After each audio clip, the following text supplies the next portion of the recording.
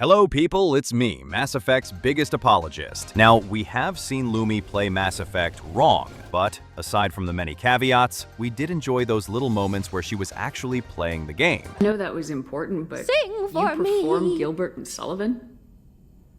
I am the very model of a scientist Solarian. I've studied species Turian, Asari, and Batarian.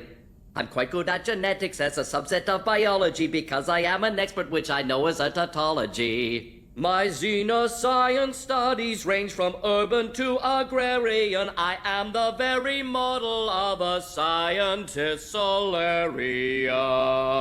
He's so cute! I love him!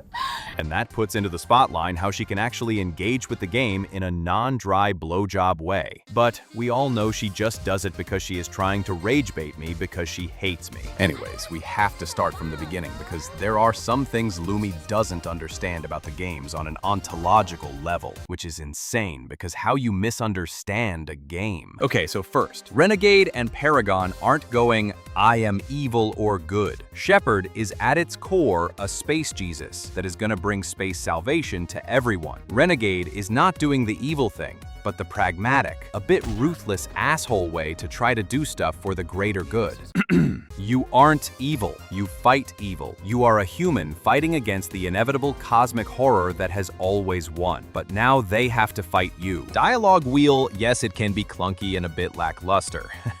But the idea from it is to give context to a train of thought. This means the text that is on the wheel is not what you are gonna say, but the base of what your character is gonna say. It is a bit lacking compared to past BioWare games, but nevertheless, it doesn't mean it will be literal. This one, I will concede to you, that the wheel could be way better, but not every writing room can be Fallout New Vegas. By the way, play Fallout 1 and 2. It will make you upset.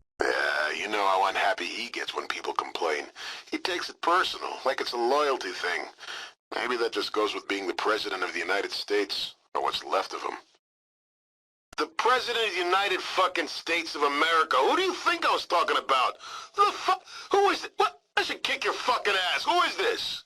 With Liara, I gotta say, sure you can totally not like her, that is fine, no problem. But you know, dismissing the whole narrative because a bug made you romance her? Okay buddy, grow up. The game does let you not do romance. You can literally not engage with anyone in a romantic way. The game doesn't punish you for that. So you having a melty about Liara is just a dry blowjob moment. Like, I understand that you hate me and will do anything to cause me pain. But doing this to Vindel with the game she likes? Shame on you, Lemon. Shame.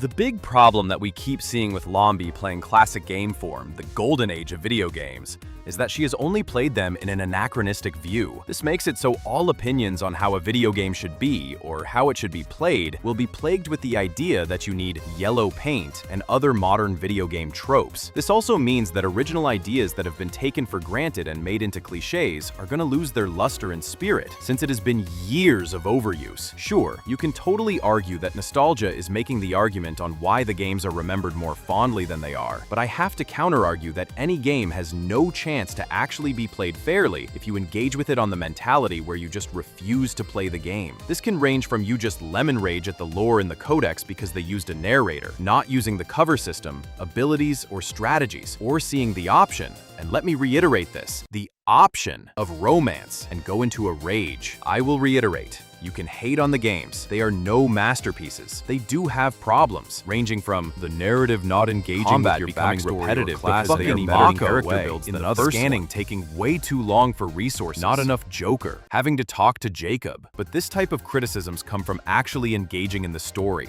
the world, the whole narrative. And sure, I understand that the entertainer known as Kaneko Lumi can't pay attention to these things because she has to be entertaining for her chat, and the fact that she has the attention span of an iPad baby. And I will admit that her crash outs against stuff that gets fucking explained away literally in the next character dialogue is pretty good content. I wouldn't call it a fair experience, and I understand that if Lumi actually had the time to not have to be entertaining and play the game at a more calm pace, with time to get invested in the stories of each characters and how they impact the whole narrative, she could have a better opinion on the game. But this doesn't pay for her $36 and once of butter.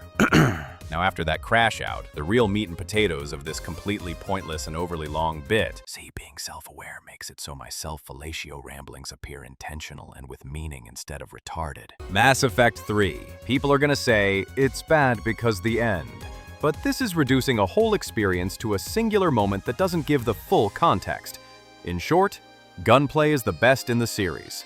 Combat is the most fun of all, and the multiplayer is really good. Story gives you payoffs from all the stuff you've been doing through 1 and 2. And the DLC has the best writing in the franchise. All of Mass Effect has great moments. I saw how you just ran past them because you keep trying to do the gameplay like it was Call of Duty. And because you were annoyed for that, you just stopped paying attention and just hated it. I don't blame you, since we all know you are not a gamer.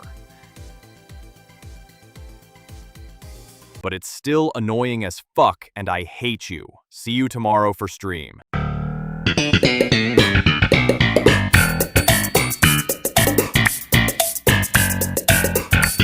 By the way, what do you think of raw potatoes?